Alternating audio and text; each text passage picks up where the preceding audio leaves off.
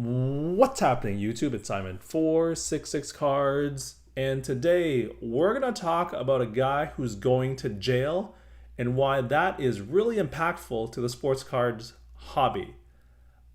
As you can see, I am on the U.S. Department of Justice website. Shout out to Auburn35 for sharing the link with me.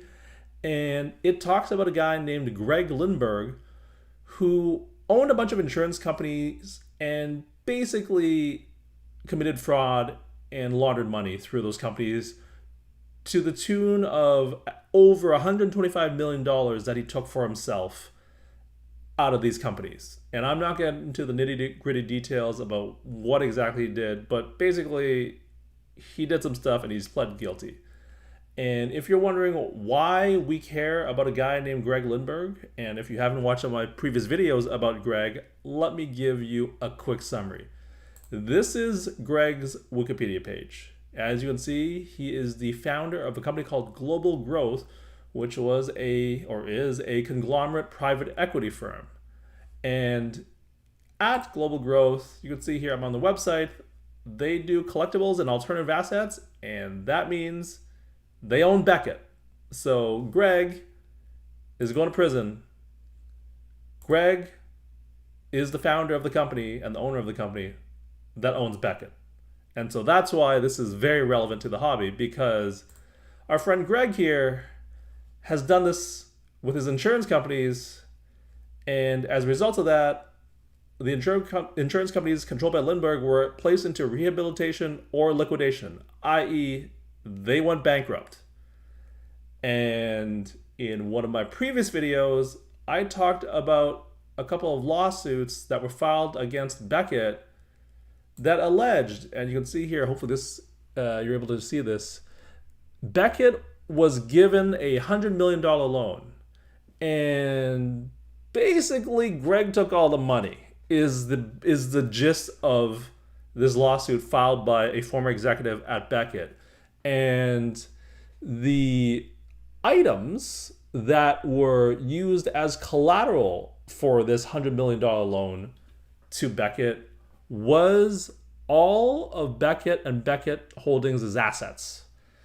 And, well, Greg took the money and ran. So the $100 million isn't going to be able to be paid back. And Greg owes a lot of money to a lot of people. And that probably means that he's going to have to sell off a bunch of the stuff he owns to pay back the money, because you don't wake up overnight and pay back $2 billion. So that probably means that Greg is going to have to sell the company, Global Growth, that owns Beckett, which probably means that Global Growth then gets liquidated, which includes liquidating Greg. Brief side note, brief pause, because I want to go over something almost unbelievable about Greg in this article from the Charlotte Observer.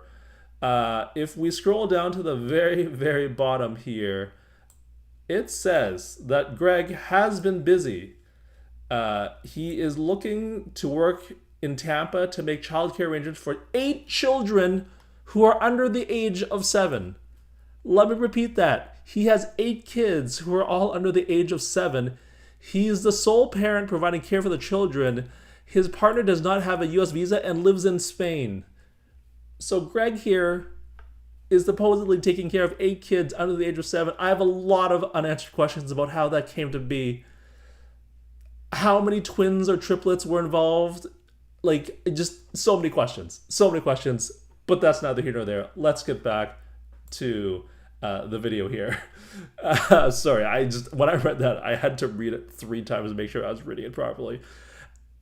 Going back to this, Beckett's going to get liquidated. It's going to get sold. And it's going to get sold to the highest bidder. And I have made multiple videos about Beckett and our friend Greg here in the past, which I will link to in the description below. But you can see here at the bottom, I've been saying for a while, this was 5 months ago, I said Beckett will be sold eventually. And you can see from the thumbnail, I thought it was going to be Michael Rubin and Fanatics buying it up. But Fanatics has some problems of their own. And those problems relate to their debt. They have a lot of it, is the gist of their problems. And they don't have the earnings to cover their debt, is like a really simplistic way of explaining the problems. And as a result, their credit rating has been recently downgraded. I don't think it's an actual big issue for Fanatics because, contrary to what you might be hearing, there is a really simple solution to solve this problem if the debt gets out of hand. I'll explain that in my next video, but there is a really simple solution to Fanatics' debt problems if it keeps on getting worse. But in the meantime, it lowers the probability of them buying a company, a big company like Beckett, that would in theory cost quite a bit of money. Now, this might just lower or reduce the amount that Fanatics is willing to pay for a company like Beckett, and that they, rather than pay X for Beckett, now they're willing to pay 60% of X because they can't take on another company and pay out more money. Or maybe this just takes them out of the running altogether. I don't know. But I still think they're in the game of mergers and acquisitions. Why do I think this? Well, on Fanatics' website, you can see the Fanatics logo here. They are looking for a director of M&A, working out of New York, which I assume is basically Wall Street or somewhere close to there.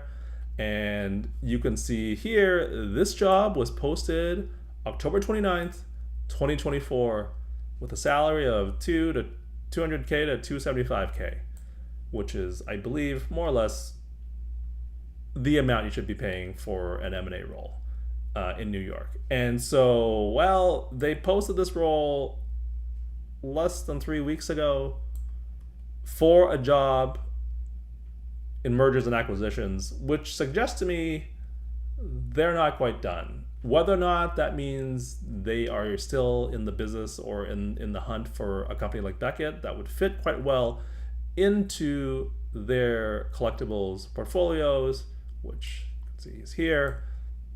Hard to tell. You can see here, Fanatics collectibles.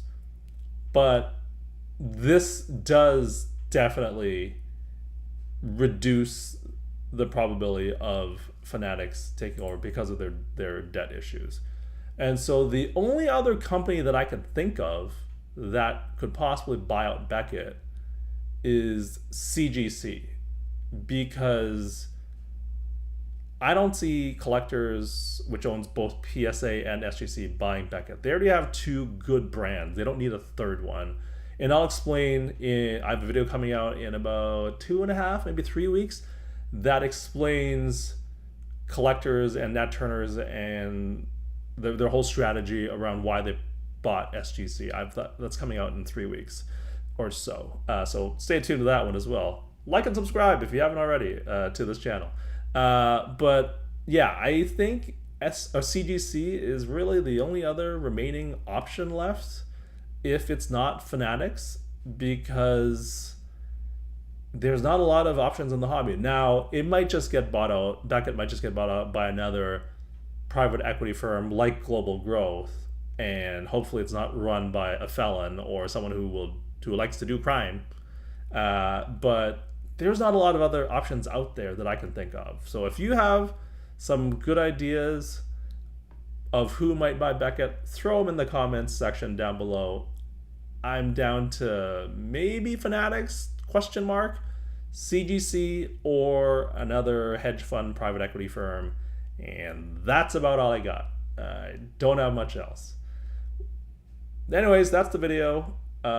This will probably be the last video I make about our friend Greg. I think he's sealed his own fate. Shouldn't be that much left to figure out. Beckett's going to get sold. It's going to get liquidated, or Global Growth will get liquidated. And that'll be the end of the Greg Lindberg saga. And this also explains why Beckett has been a hot mess for the last 5-ish years. Anyways, thank you as always for listening and watching. I'll talk to you all soon. Cheers.